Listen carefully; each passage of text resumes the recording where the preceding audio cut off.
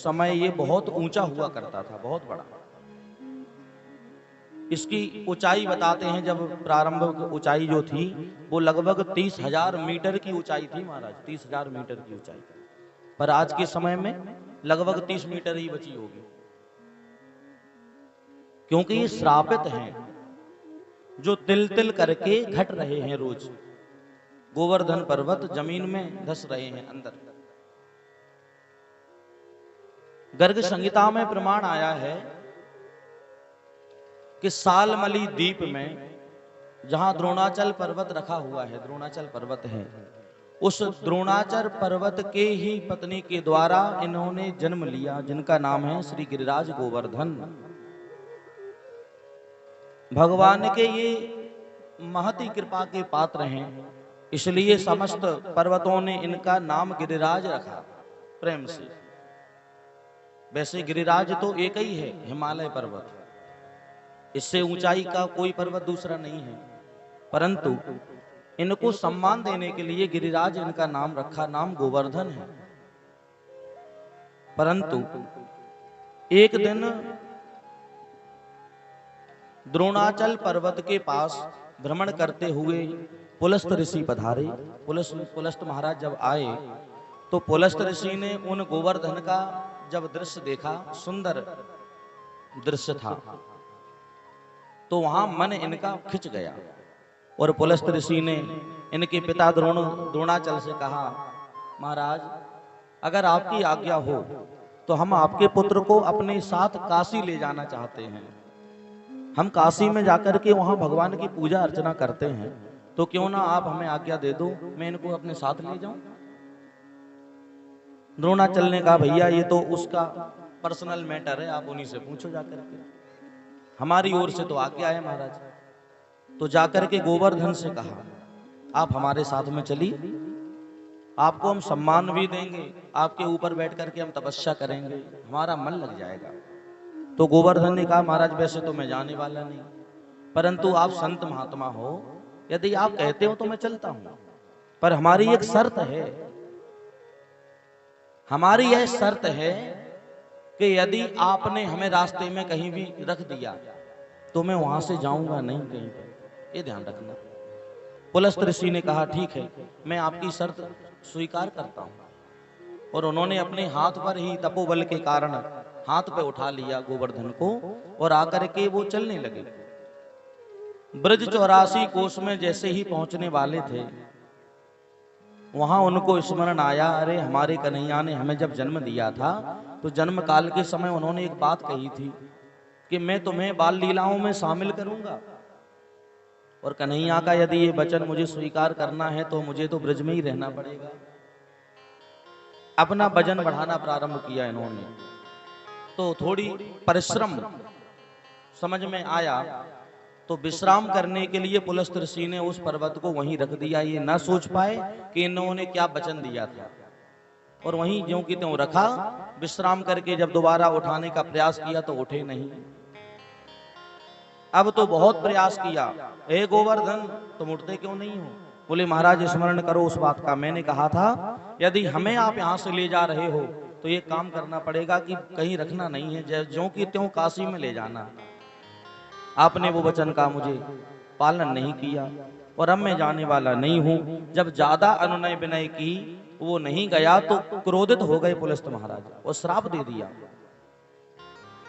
तू हमारी आज्ञा का उल्लंघन करता है, तूने हमारे मनोरथ को अपूर्ण ही कर दिया, जो मैंने सोचा था वो तूने नहीं किया, इसलिए मैं श्राप देता हूं। तुझे बड़ा अहंकार है अपने इस भारी पर्वत पर, मैं श्राप देता हूं कि दिन दिन तिल तिल के समान तू घटता रहेगा, जमीन में धस जाएगा, और कलयुग के अंत में तो तू बिल्कुल विलुप्त हो जाएगा। ये श्राप है, तभी से ये चला आ रहा है उस समय से। आज आप देख लो, आज सही अगर आप नापो उनकी लंबाई चौड़ाई तो 7 कोस की नहीं निकलेगी, बहुत कम हो गए हैं। आपने गौर की होगी, बीच बीच में मकान भी बन गए हैं परिक्रमा मार्ग में। पहले उस मकान के बनाने हेतु जगह नहीं थी वहां पर, क्योंकि पर्वत था उतने में, पर पर्वत धीरे धीरे खिसकता जा रहा है और जगह निकलती जा रही है जमीन तो वहां पर लोग मकान बनाते हैं और हम उन मकानों के सहित ही चक्कर लगाते हैं, परिक्रमा लगाते हैं। जहां पूंछरी का लोटा है, आपने देखा होगा, वहां गए होंगे तो पूंछरी के लोटा के बाद आगे जब आप अपनी अगर परिक्रमा सही करते हो तो वहां पर आपको पर्वत दिखाई नहीं देता कहां है। पर्वत बहुत अंदर रह जाता है छोटी सी जगह में। तो ये पर्वत इस प्रकार ब्रज में आया। शुकाचार्य जी ने और गर्गाचार्य जी महाराज ने इसका वर्णन किया है गर्ग संहिता में। एक और कथा आती है कि जब सेतुबंध रामेश्वरम का कार्य चल रहा था, सेतु बांधा जा रहा था, तो राम जी ने आज्ञा दी समस्त भालुओं को, वानरों को, जाओ जहां पर बड़े बड़े पर्वत हों उठा करके लाओ, जल्दी से समुद्र पर सेतु बंधन हो जाए, पुल बांध दिया जाए। तो हनुमान जी महाराज गए और गोवर्धन को उठाने लगे। गोवर्धन बोला कहां जा रहे हो लेके? अरे बोले भैया तुम्हारा भाग्य उदय हुआ है, तुम राम जी के चरणों में बैठोगे, तुम्हारे ऊपर से राम जी निकलेंगे। अच्छा मैं राम के काज में आऊंगा? बोले बिल्कुल। तो हनुमान जी से वचन हरवा लिया, हनुमान यदि तुमने हमें बीच में छोड़ दिया तो समझ लेना इसके दंड के अपराधी तुम होगे। बोले चिंता मत करो।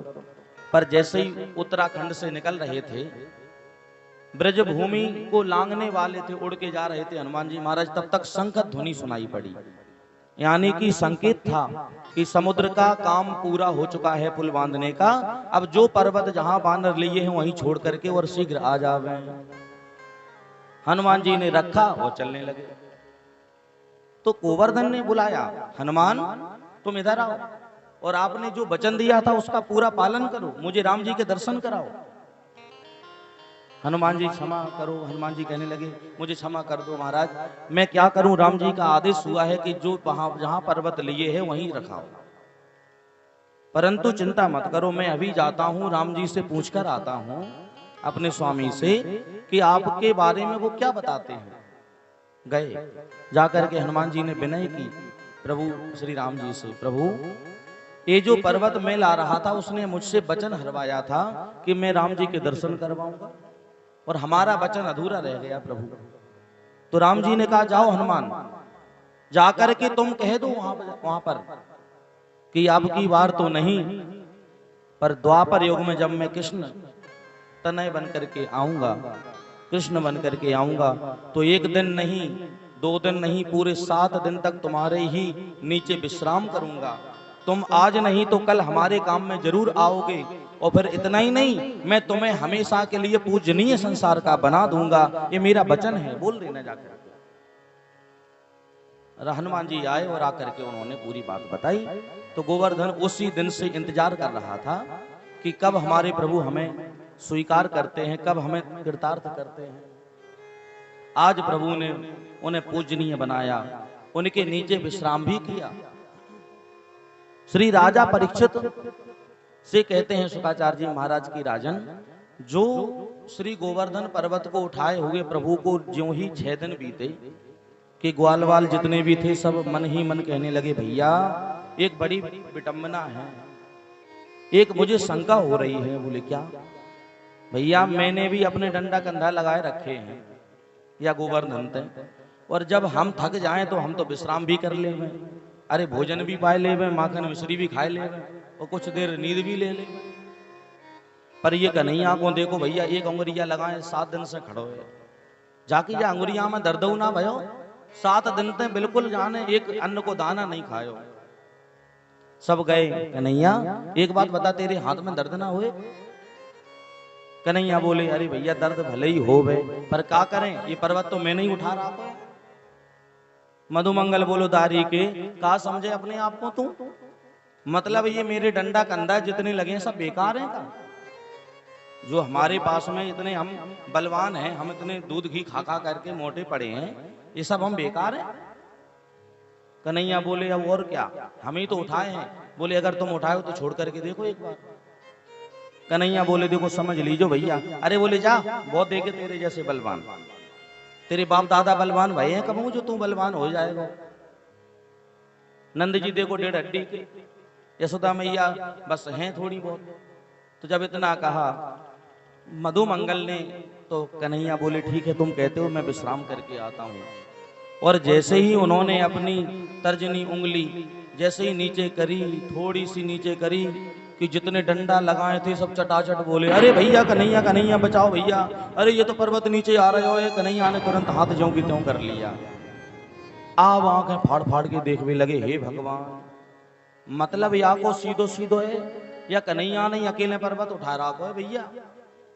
कन्हैया से बोले, भैया तूने नेक अंगुरियां नीचे करी कि हमारे तो डंडा चटाचट बोल गए। यदि नेक और अंगुरियां नीचे कर दे तो हमारे तो सबके कंधे ही चटाचट बोल जाते। कन्हैया भैया तू नहीं उठा रहा कोई, सब परेशान। नंद बाबा से भी कहते हैं, ये लाला हमें लागे तेरो ना है।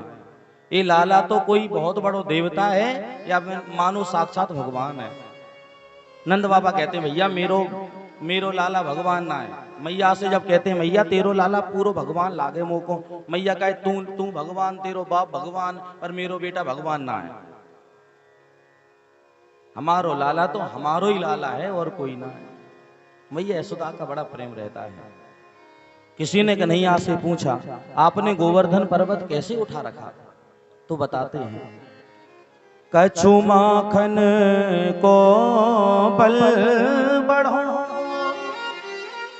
कछु गोपिन करी सहाय,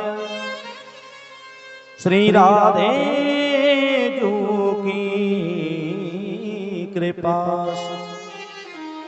मैंने गिरबर लियो उठा। अरे हमारे ऊपर तो ये गोपियों का ऋण है। गोपियों ने जो अपना मक्खन खिलाया है ना मुझे रोज बिठाल करके, उसी माखन का मेरे पास बल था। सब गोपियां बोली, भैया तब तो आज मटकियां जितनी तेने पूरी सब माफी, क्योंकि खायो सो खायो पर आज काम तो आयो, कछु दिन काम तो आयो। भैया जितनो माखन हमारे घर होए करे आज से सब तेरो, तू ही खा भैया। इस प्रकार पूरे 7 दिन 7 रात बीत गई, पर मूसलाधार बरसात इंद्र कराता रहता है। मेघ हार गए। मेघों ने जाकर के कहा महाराज से, महाराज मेरा जो बल था, मेरे पास जितना जल था, मैंने सब उड़ेल दिया। हमारे पास अब एक बूंद भी नहीं बची जल की। अब तो आपसे हाथ जोड़े की विनती है कि आप ही हारी मान जाओ। इंद्र आया। स्वयं इंद्र ने अपने वज्र का प्रहार पर्वत पर किया, परंतु प्रभु जिसके रक्षक होवे हमारे कन्हैया बांके बिहारी, जिसको हाथ पर प्रभु ने धारण कर रखा हो, उसका भला कोई वज्र क्या बिगाड़ सकता है। बाल ना बांका होता जिसका रक्षक कृपा निधान, मारने वाला है भगवान बचाने वाला है। इंद्र हार गया। अंततः गत्वा इंद्र ने ऐरावत के साथ में आकर के भगवान की स्तुति गाई। कामधेनु गाय को भी लाया साथ में। यहां एक शंका होती है कि कल की कथा में आपने जो श्रवण किया था, ब्रह्मा जी ने जब मोह हो गया तो उनके ग्वालों का हरण कर लिया, और ब्रह्मा जी ने अंततः गत्वा जब उन्हें अपनी गलती एहसास हुआ तो आकर के उन्होंने क्षमा मांगी। पर 40 श्लोकों में क्षमा मांगते हैं, पर भगवान ने माफी नहीं दी।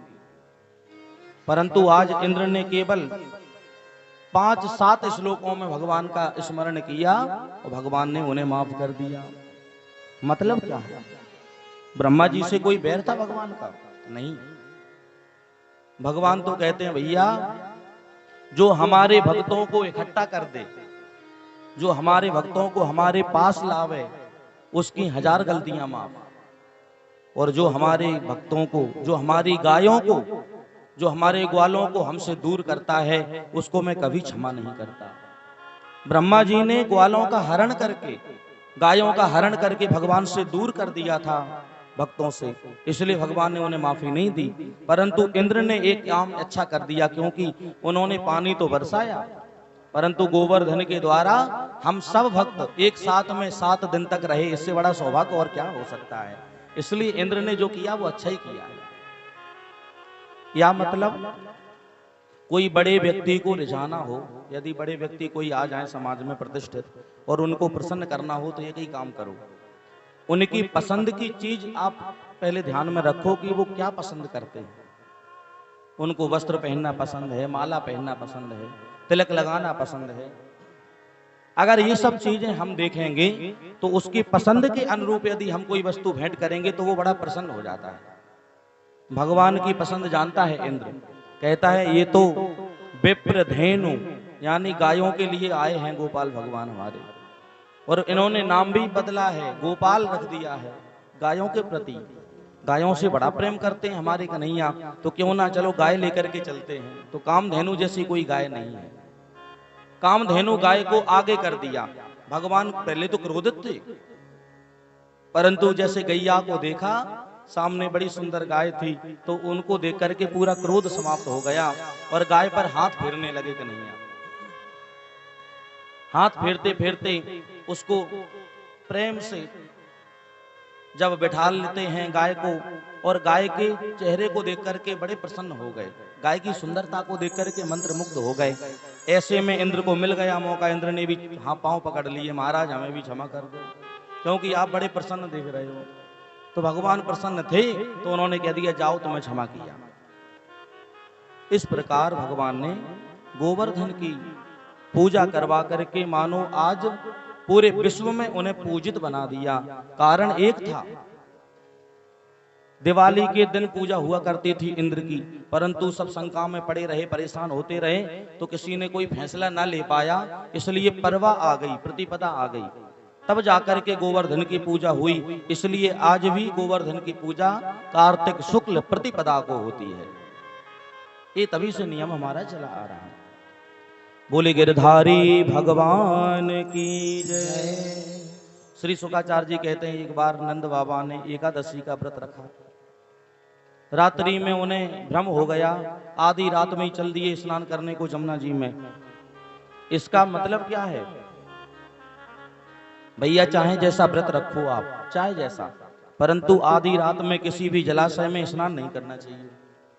नंद बाबा ने वो ही किया तो वरुण जी नाराज हो गए। उनके 4 हट्टे कट्टे नौजवान जो सिपाही थे वो आए और बाबा जी को पानी में अंदर ले गए।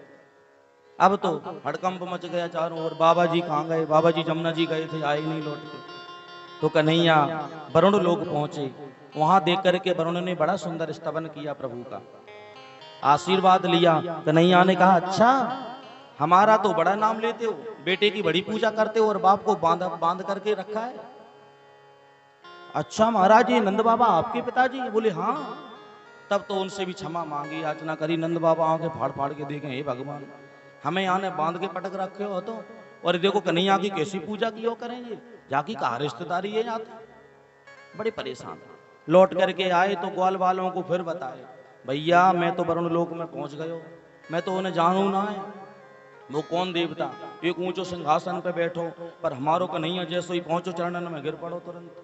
और बहाने तो कन्हैया की आगे नाक रगड़ी, हाथ पांव सब जोड़ लिए, बैठ गयो, और वहां तुरंत हमारो भी बंधन छोड़ दियो, खोल दियो और मुंह को विदा की कर दियो। अच्छा बाबा। तब तो ग्वालवाल फिर कहने लगे, बाबा हो ना हो ये कन्हैया भगवान है। बाबा बोले बस ये बात मानवे वाली ना है तोरी।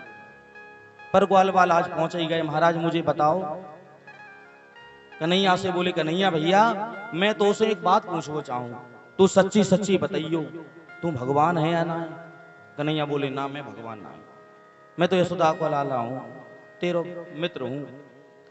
तो एक मधुमंगल ने सौगंध रखवा दी, तेरे मित्रन की सौगंध है, तू सच सच बताइयो तू भगवान है कि ना है। अब कन्हैया को कोई भक्तों की सौगंध धरवाए तो कन्हैया फिर कैसे चुप हो जाए। कन्हैया बोले हाँ मान लिया मैं भगवान हूं, पर मैं भगवान हूं तुम क्या करोगे बताओ। बोले हमें और कहा लेना देनो भैया तुझसे, हमें कोई संपत्ति ना चाहिए। तो मैंने सुनो है कि अगर तू नारायण है तो नारायण का स्वर्ग और बैकुंठ बड़ा प्यारा है, जरा मुझे एक बार दिखा दे भैया, मजा आ जाएगा। सब लोगों को लेकर के पहुंच गए दामोदर कुंड पर, और दामोदर कुंड वृंदावन में आकर के उन्होंने कहा भैया जो भी बैकुंठ जानो चाहे हमारे साथ में वो या कुंड में कूद जाए। सबन ने हाथ नीचे कर लिए, बोले भैया अरे याद है बैकुंठ ना है, नरक देखेगो नरक। अरे बोले चिंता क्यों करते हो, जब मैं भी तो साथ में ही कूद रहा हूं ना। तो ग्वाल वालों ने विश्वास किया, कन्हैया पर बड़ा विश्वास। ग्वाल वालों की ये खूबी है, एक उनका सबसे बड़ा प्रण है कि हमारे गोविंद जो करेंगे वो अच्छा ही करेंगे, हमारे साथ कभी अहित नहीं होने देंगे। और यही विश्वास उन्हें पूजनीय बनाता है, उन्हें मर्यादित बनाता है। जब इस प्रकार डुबकी लगाई तो डुबकी लगाई कुंड में, निकल पड़े बैकुंठ में, सब के सब निकले। अब वहां कन्हैया ना आयो साथ में। अब मधुमंगल आदि ने जो ही देखा कि बैकुंठ तो बड़ा प्यारा है। सोने के खंभ चहु दिस राजत, गजराज लिए जयमाल घुमावे। बड़े बड़े हाथी खड़े हैं स्वागत में जयमाला लेकर के, दो सिपाही लगे हैं सामने। एक ने देखो, बोले भैया देख देख सामने मेरो कन्हैया, वो पड़ो है भैया, चार हाथ पाके और शंख चक्र गदा पद्म पता नहीं क्या क्या लगाए हुए हाथों में। एक बोलो चलो चलो जल्दी चल करके कन्हैया से मिलते हैं भैया, अच्छो दिखे कन्हैया, अपनो तो मित्र है। एक बोलो भैया बड़े ठाट बाट है कन्हैया के, देख तो वहां हमारे साथ में घोड़ा बन के डोले, और यहाँ देखो जाके कितनी देवता स्तुति कर रहे हैं भैया, चलो मिले। तो जैसे ही अंदर जाने लगे तो दो सिपाहियों ने उन्हें रोक दिया। सिपाही कहते हैं अंदर नहीं जा सकते। तो उन्होंने कहा भैया क्यों नहीं जा सकते? बोले यहाँ से अंदर जाना मना है। अब ग्वाल बाल बेचारे खड़े रह गए। देखो वहां की भाषा थोड़ी अलग थी, क्योंकि बैकुंठ है। हमारे अगर प्रदेश में जो भाषा बोली जाती है, हमारे जो गांव में भाषा बोली जाती, वो 10-20 कोस आगे निकल जाओ तो भाषा में थोड़ा परिवर्तन आ जाता है। तो भैया ये बैकुंठ और कहाँ मृत्यु लोक, अंतर है। तो वहां की भाषा में अंतर था, वहां संस्कृत बोली जाती है।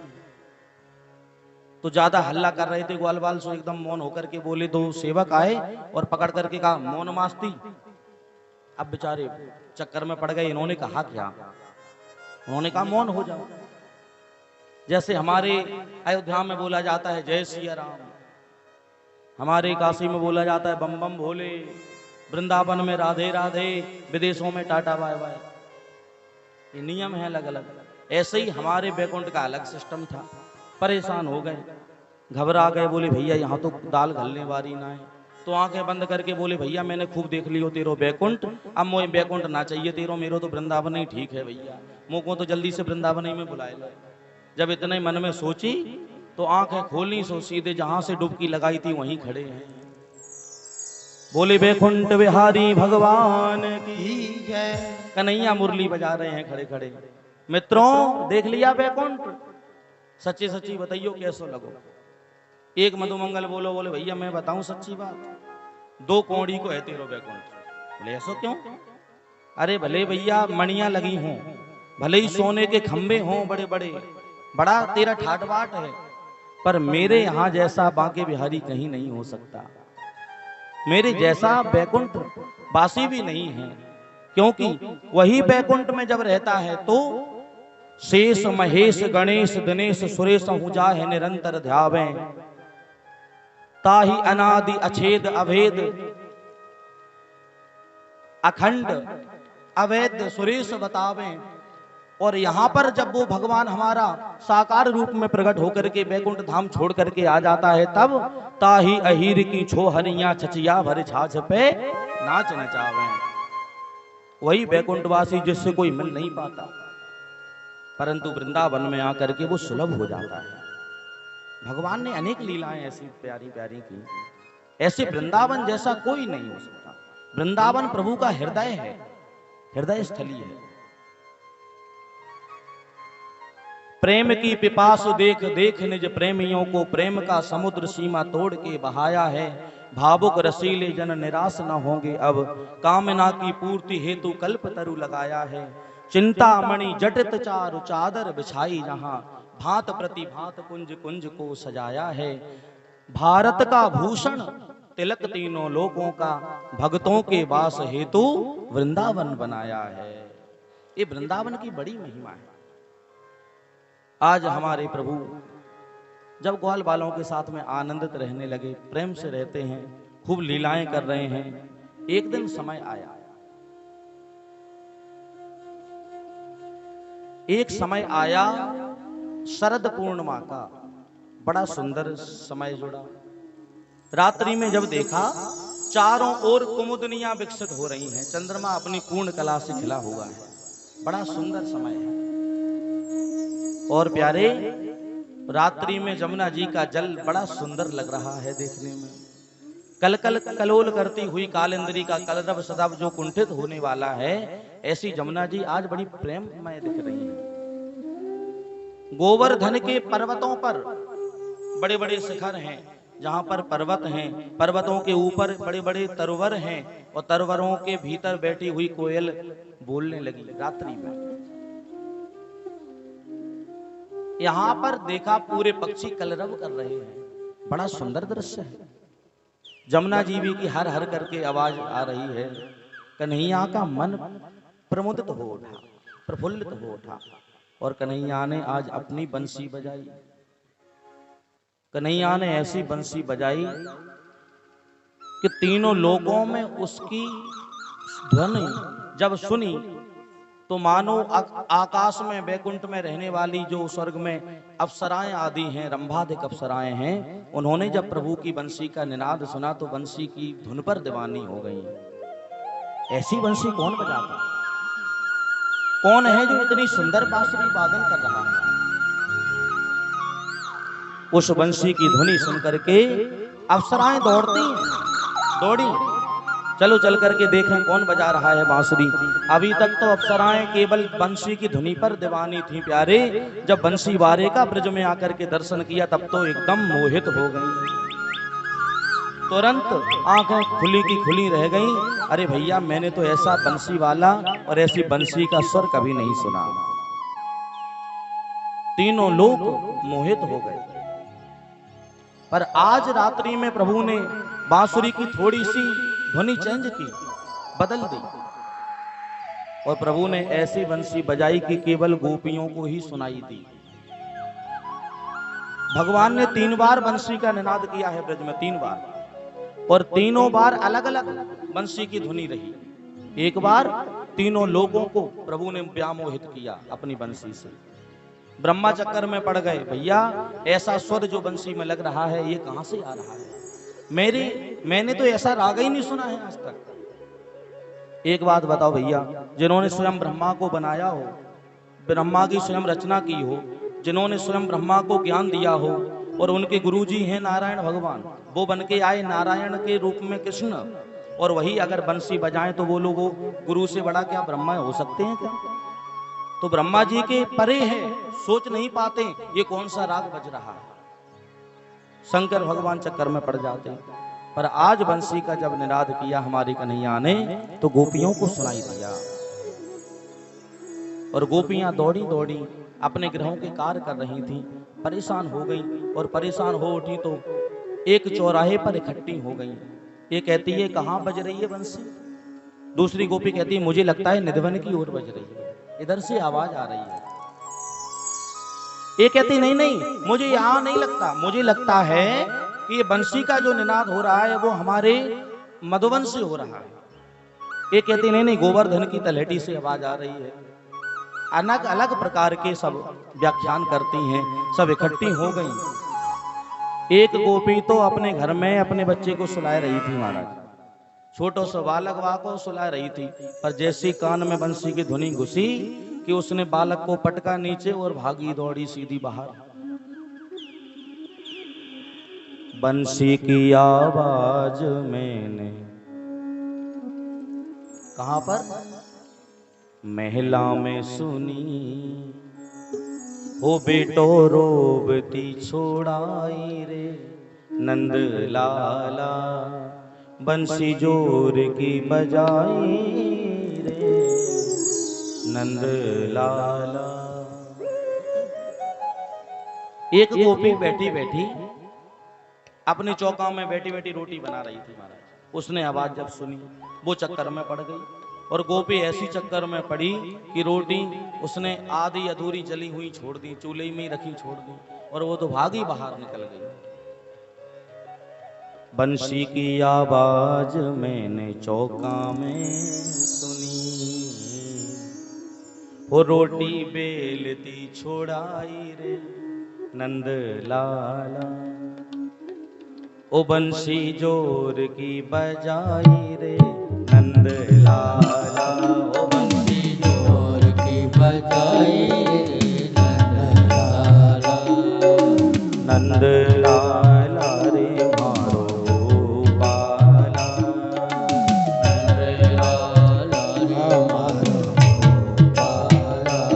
बंसी जय हो बंसी राधे बंसी जोर की बजाई राधे राधे बंसी जोर की बजाए नंद लाला। हरि बोल।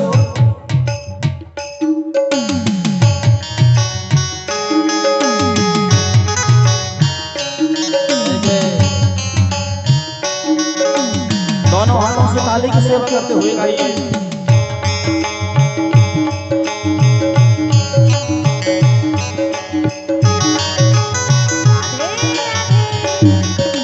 राधे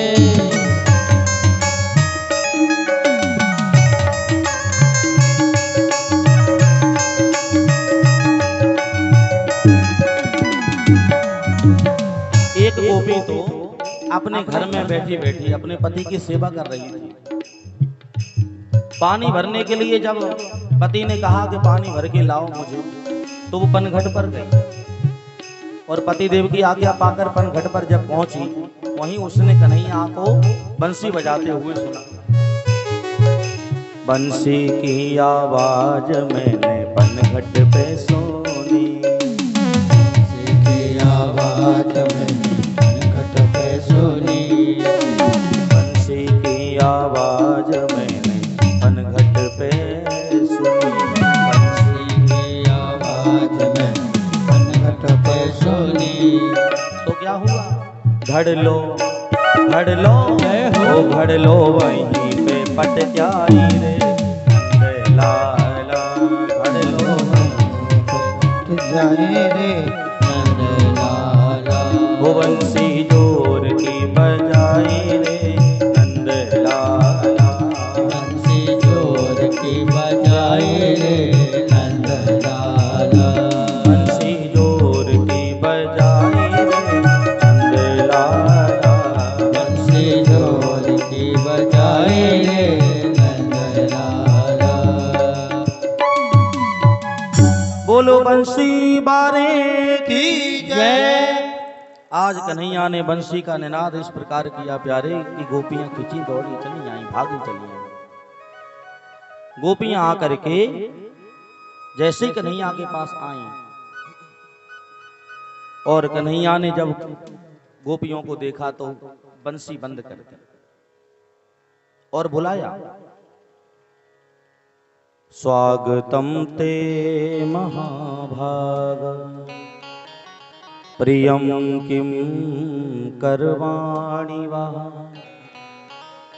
ब्रजस्यानामयं कश्चित् ब्रूतागमन कारणम। हे देवियों, तुम्हारा स्वागत है, स्वागत है, आइए आइए। स्वागत किया तो गोपियां बड़ी प्रसन्न हो गई। कन्हैया ने हमें बुलाया तो स्वागत भी किया, पर थोड़ी देर बाद कन्हैया बोले ब्रूतागमन कारणम। गोपियों, तुम्हारा बार बार स्वागत है, पर तुम यहाँ आई क्यों हो? जरा अपने आने का कारण बताइए, क्या कारण है तुम्हारा? अब गोपियों के मुंह लटक गए, हे भगवान, या कन्हैया के मारे हम परेशान। ये कन्हैया ने पहले तो बुलाया, अब जैसे कोई निमंत्रण कर दे शाम को, महाराज जी आपको हमारे घर में आना है, निमंत्रण है, तो महाराज जी तो जाएंगे। और महाराज जी दरवाजे पर पहुंचे तो बड़ा प्रसन्न हो जाए और कहे महाराज जी आओ आओ, स्वागत है, और एक बात बताओ महाराज जी कैसे पधारे, क्यों आए हो? तो बोलो महाराज जी के फिर क्या हाल होंगे, क्योंकि बेचारे सवेरे से भूखे, भोजन में गए, पाने के लिए मन प्रसन्न था और यजमान कह रहा है कि महाराज कैसे पधारे, आओ।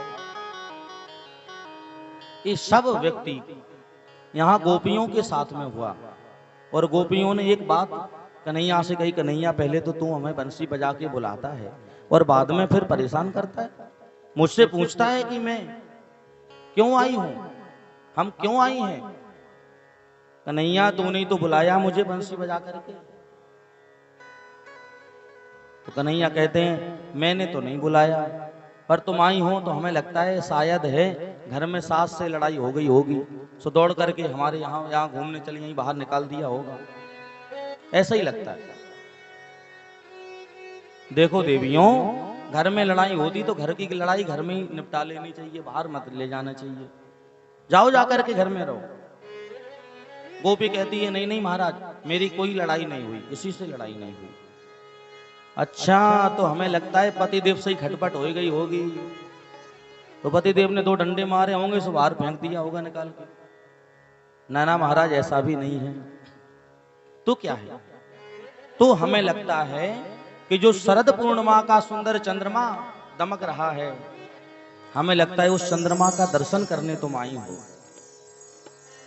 एक गोपी ने कहा नहीं, मैं ऐसा भी नहीं आई हूं करने, क्योंकि ये चंद्रमा तो मेरी छत से भी दिख सकता था, मैं वहां से भी देख लेती, यहां आने की क्या जरूरत थी?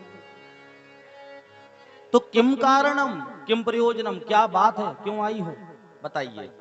गोपियों ने एक बात कह दी, ओ कान्हा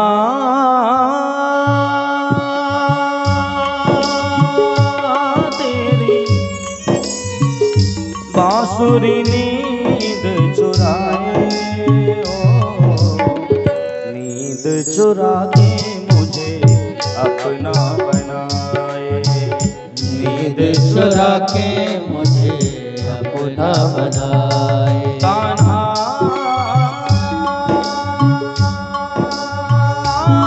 तेरी बांसुरी नींद चुराए,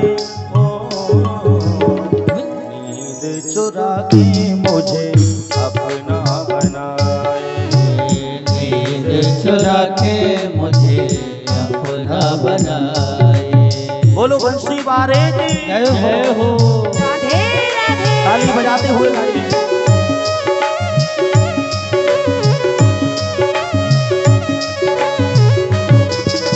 जय हो। राधे राधे।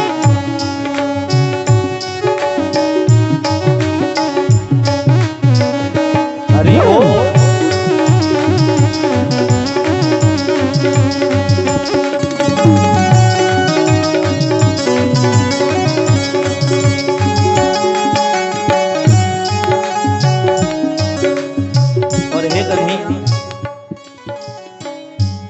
हमने आपसे जब से प्रीत की है, प्रीत लगा के कान्हा बड़ा दुख पाया रे, प्रीत लगा के कान्हा बड़ा दुख पाया रे।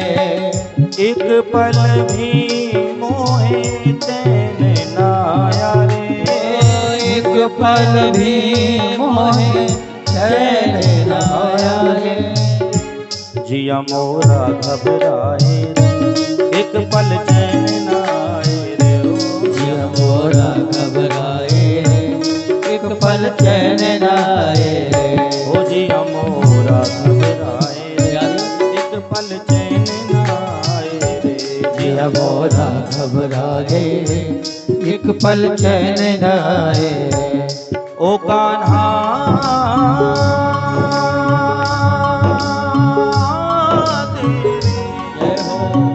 बांसुरी नींद चुराए, ओ नींद चुरा के मुझे अपना बनाए, नींद चुरा के मुझे अपना बनाए। कान्हा अपना बनाए, प्यारे अपना बनाए, हमें अपना बनाए, हमें अपना बनाए, हमें अपना बनाए, हमें अपना बनाए। नींद चुरा के मुझे अपना